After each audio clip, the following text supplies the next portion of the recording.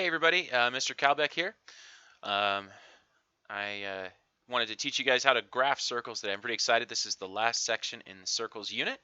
So hopefully we'll be able to crank this out and be able to finish the unit on time.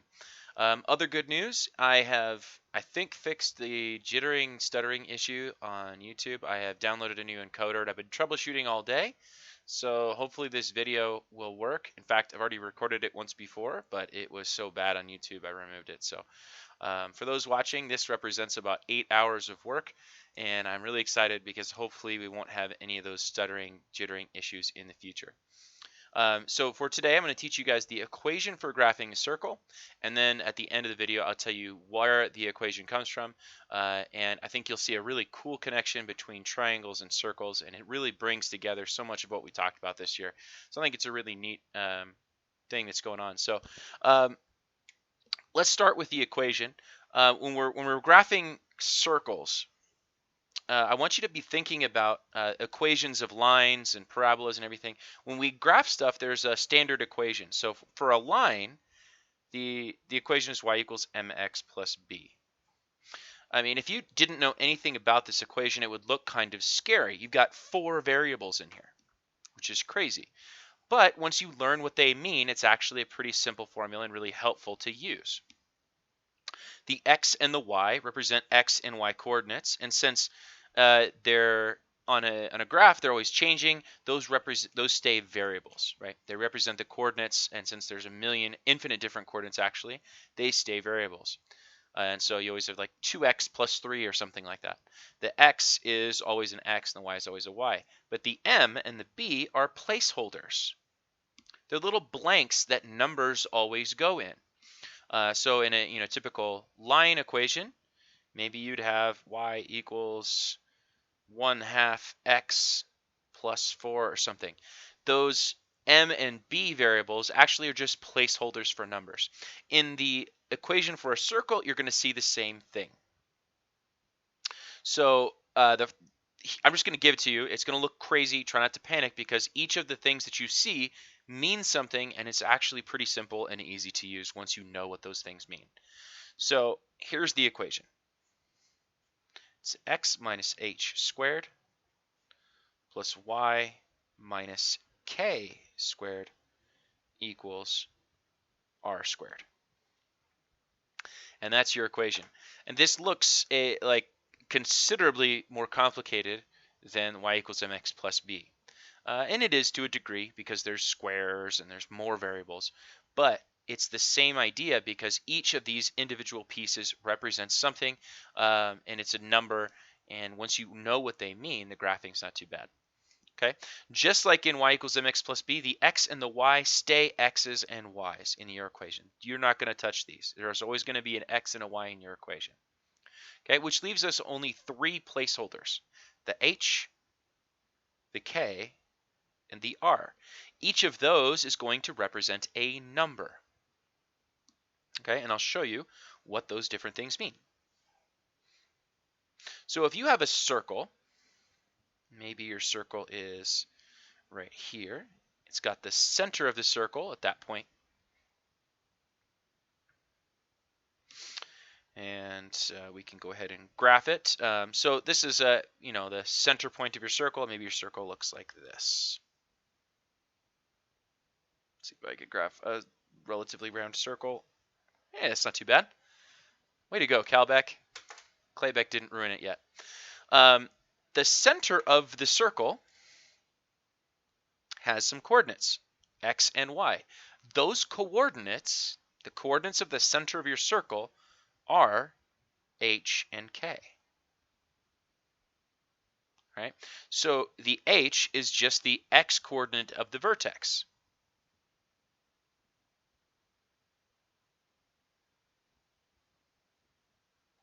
Okay? The y is the k is the y, sorry, not the vertex. I apologize. This is a circle. There's no vertex. This is a center. Come on, Claybeck. Okay, so x coordinate of the center, and this is the y coordinate of the center.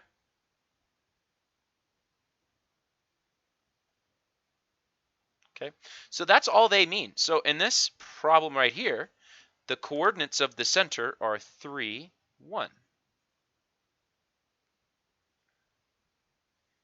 So that means my equation, at least the first part of it, would look like this. The h has been replaced with a 3, so that's the placeholder. So it'd be x minus 3 squared. The y coordinate of the center is a 1, so the k is replaced with a 1. So we have a y plus 1.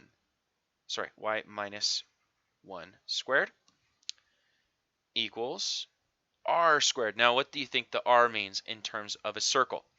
A lot of you probably guessed already. It's the radius. So we look at see the radius is 2. If this one, you can just kind of draw it from the center of the circle to the outside. Left, right, up, down. It's pretty easy to count those ones. So that's just 2 in any direction. So what do you suppose 2 squared would be? Since it says it's not just the radius, but it's the radius squared.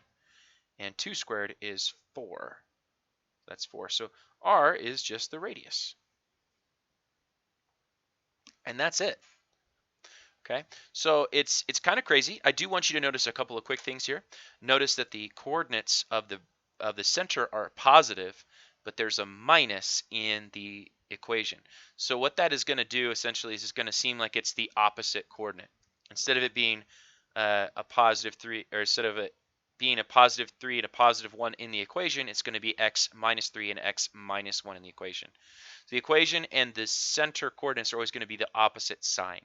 So be aware of that. And then the radius is always going to be squared.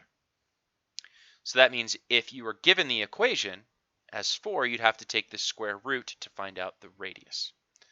All right, and this is probably easiest just to see if we can try a problem here. So I'm going to give you a practice problem. I want you to pause the video and see what you can do with it. So here is your problem.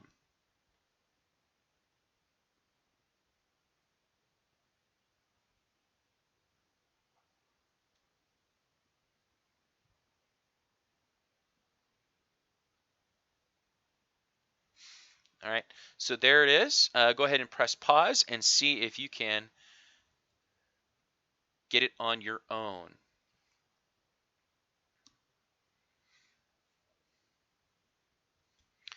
All right, I hope you guys were able to try this on your own. If you're doing this, I want you to see if you can find, I want you to write down the coordinates of the center. Okay, so remember, this is going to give me the x coordinate of the center. This is going to give me the y coordinate of the center. So that means that the coordinates of the center are 2, 3. And I'm going to write that down in the problem before I get started, because if you're able to write it down, it's going to make everything a lot easier. You're not going to make the mistake of forgetting to switch the signs.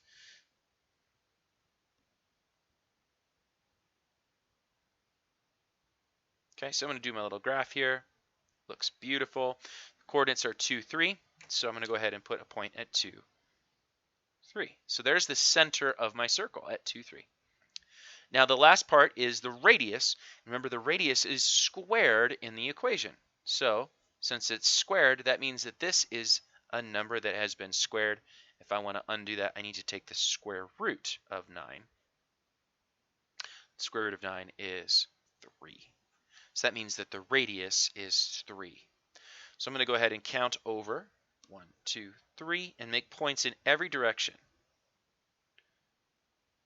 Now, what you might end up with, depending on how good your graph is, if you use graph paper, this is going to be a little neater. But you should have 4 points 3 units away from your center. And if you end up with something that's kind of a diamond shape, that's okay, so long as those points are clearly marked. I'm not going to be upset with it. Okay, because drawing circles is actually really difficult. Some of you have complimented my circle drawing ability. It's taken me years of practice of being a math teacher. I wouldn't recommend that you guys spend years to try to draw a good circle. Just give me a rear diamond shape with 4 points that are the right distance away from the center, and we're going to be good. Okay, I'm going to give you another one a little bit trickier. See what you can come up with. See if you can figure this one out here. And go ahead and press pause with this as well.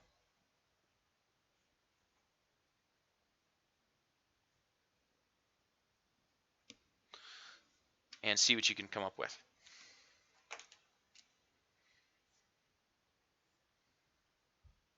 All right, I hope that you pressed pause and tried it. This one I try to trick you a little bit, but hopefully it's not too bad. Remember, with these 2 points, give me the center or the coordinates of the center, but it's always the opposite sign. So instead of it being +1, the center is actually going to have an x-coordinate of -1. And instead of +2, it's going to have a y-coordinate of -2. Okay, so the center coordinates are not going to be what you think. They're going to be a little bit different. Always going to be the opposite sign.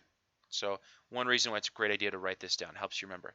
Second thing is the radius squared is 1. So if I want to find what the radius actually is, I have to take the square root of 1, and that's just 1. Okay, so now we have all the information we need. The center is at -1, -2, which is right here. And the radius is 1, so I'm going to draw a point 1 in every direction. It's kind of a small circle right here. Hopefully it's not too bad. All right, I'm going to try one more. I'm going to try to really trick you on this one, see what you can come up with. I want you to press pause again on this one and see if you can figure it out. So there's your equation. Think about it, press pause, and we'll let her rip.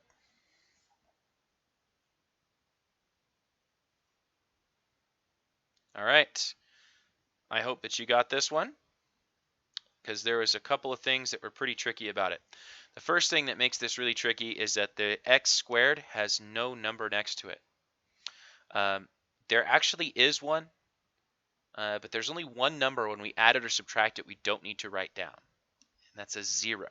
Adding and subtracting 0 doesn't really change anything, so this is actually going to be x plus 0 squared, or x minus 0 if you like that better. Okay, so there is an x coordinate. It's not missing. It means that it's 0.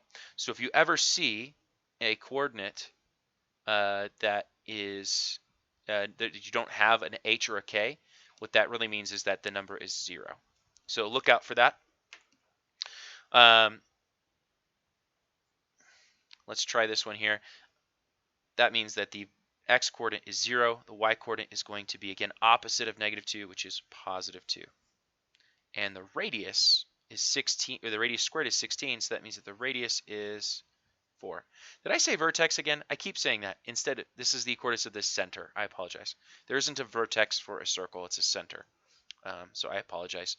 Let's go ahead and mark the center point. And then the radius is 4. So I'm going to count 4 in each direction. And you might not have, again, if your graph is kind of like mine, you might not have like a really nice circle. Mine's kind of egg-shaped, and I'm sorry about that. Okay, so there you go. One last one I'm going to give you. That's kind of weird. Sorry, I forgot about this problem on my notes. Last practice problem for today. So we have got here. I'm going to try to trick you again, so just be aware of that.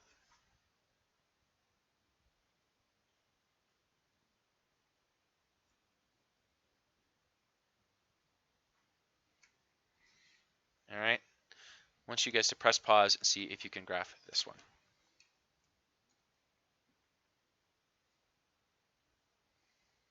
All right, hopefully you're back. This is tricky for a couple of reasons. First is I rearranged the order of the x and the y. It doesn't matter the order. The number next to the x is the x coordinate of the center. The number next to y is the y coordinate of the center. If for some reason you encounter a problem where they're switched, just look at the number next to x is the x coordinate of the center. The number next to y is the y coordinate. So if it's helpful, if you like it better, go ahead and rearrange the problem so it looks more familiar to you. And then we can write down the coordinates of the center. Okay, which means that it's going to be, again, opposite of -1 is +1. And there's no y coordinate, which means it has to be 0. So that's the first tricky thing. The second tricky thing, let me refocus this real quick. There we go. The second tricky thing is that the number 3 remember that it's the radius squared, which means you have to take the square root of this number, but the square root of 3 does not come out even. Okay, you can type it in your calculator if you want to. It's always a good idea to double check. Whoops, that was weird. So square root of 3 is 1.7. How are you supposed to graph that? Okay, the number exists, it's irrational, but it is a real number. So what we're going to be doing here, we're going to graph this, and we're just going to do our best. If you end up with a number that does not, like a number for your radius that is not like a nice round, easy to graph number, just get close. Do your best. Again, I'm not expecting you, and I wouldn't even be able to tell if you were able to get this perfect. I'd have no idea. All I can do is see if you're kind of on the right track. So I'm going to plot my center point, which is at 1, 0, right here. And the radius is 1.7. So I want to move 1 and then not quite to 2. So like a little bit more than halfway to 2 away from the center. And I'm just going to do that for each one. Instead of going over like a whole number, like 2 or 4 or something like that, I'm going to go over about 1.7. Again, don't feel bad if it's not perfect. Just get close. If I see that it's between 1 and 2, a little bit closer to 2, you're going to get full credit on anything you'd have on a test. See, again, I've gone over 1 and then almost a 2, not quite. Same thing down here. And since you're probably going to be doing egg diamond shaped things, just make sure those points are clear and you're going to be good to go. Okay, so that's about it for the graphing section. So if you want to jump into your homework, you know most of what you need to know in order to solve this.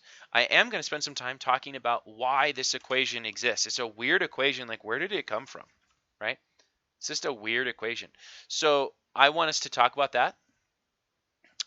There is a secret word. If you are struggling with this and you need help, you have to tell me the secret word. If you can't tell it to me, I will not help you.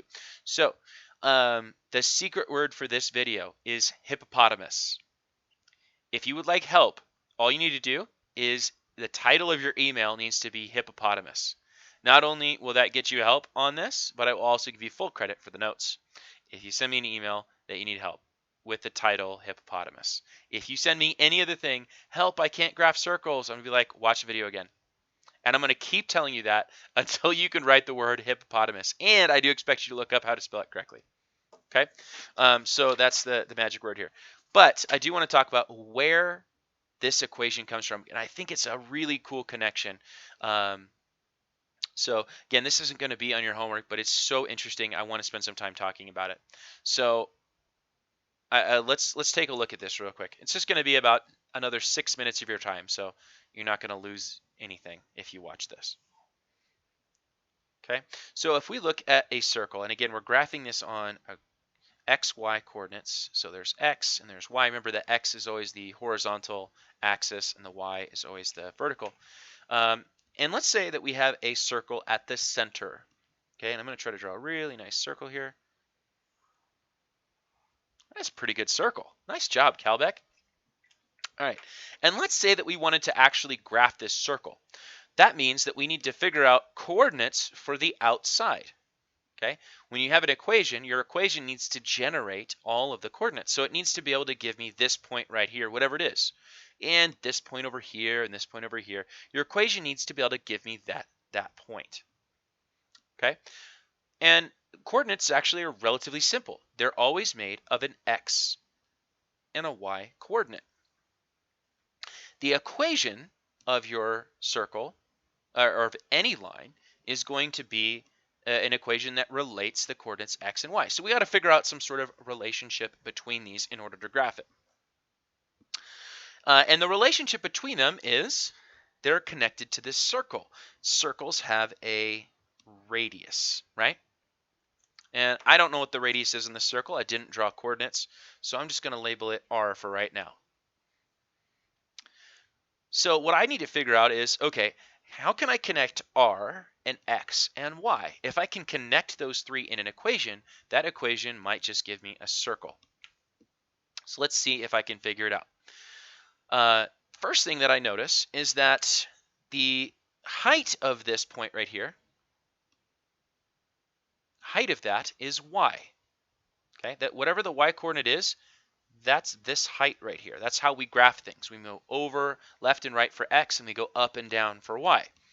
So I know that that distance is y. I'm actually going to just zoom in a little bit here so that's a little nicer for you.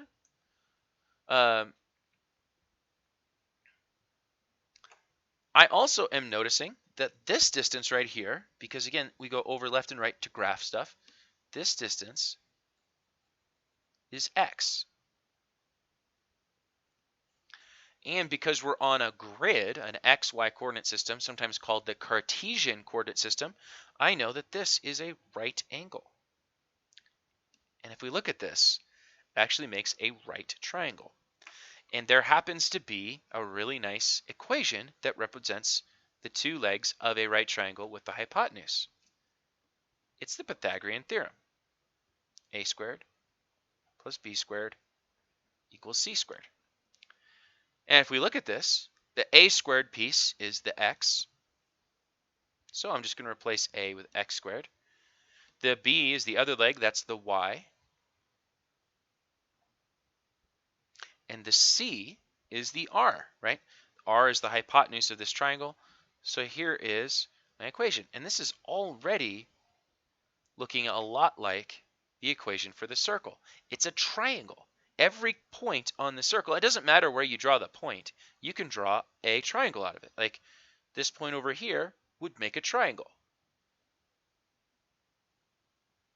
It would look like this. There's your x, there's your y, there's your radius. Every point on this circle is going to make a cool triangle.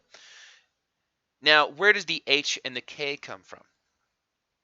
So let's do one more graph. I'm going to draw a little bit more detail on this because sometimes circles are not centered at the origin.